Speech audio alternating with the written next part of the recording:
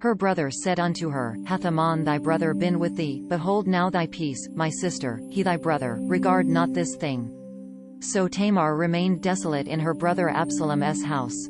But when King David heard of all these things, he was very wroth. And Absalom spake unto his brother Ammon neither good nor bad, for Absalom hated Ammon, because he had forced his sister Tamar. And it came to pass after 2 full years, that Absalom had sheepshearers in Baalhazor, which beside Ephraim, and Absalom invited all the king's sons.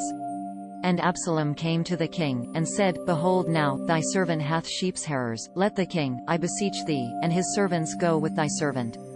And the king said to Absalom, Nay, my son, let us not all now go, lest we be chargeable unto thee. And he pressed him, howbeit he would not go, but blessed him.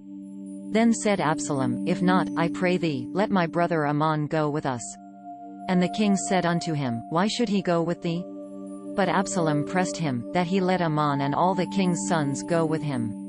Now Absalom had commanded his servants, saying, Mark ye now when Amnon's heart is merry with wine, and when I say unto you, Smite Amnon, then kill him, fear not, have not I commanded you?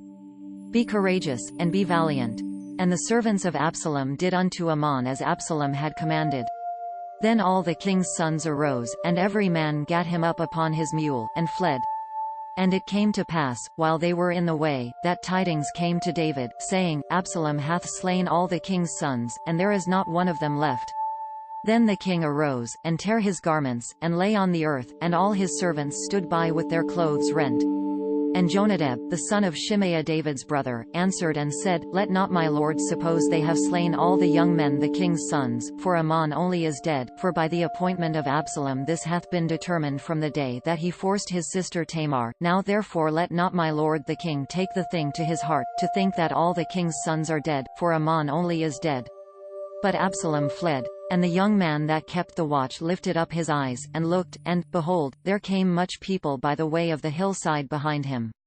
And Jonadab said unto the king, Behold, the king's sons come, as thy servant said, so it is. And it came to pass, as soon as he had made an end of speaking, that, behold, the king's sons came, and lifted up their voice and wept, and the king also and all his servants wept very sore. But Absalom fled, and went to Talmai, the son of Ammihud, king of Geshur, and mourned for his son every day.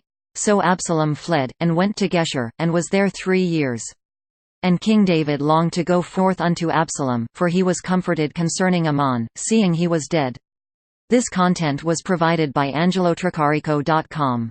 Subscribe to the channel for more stories.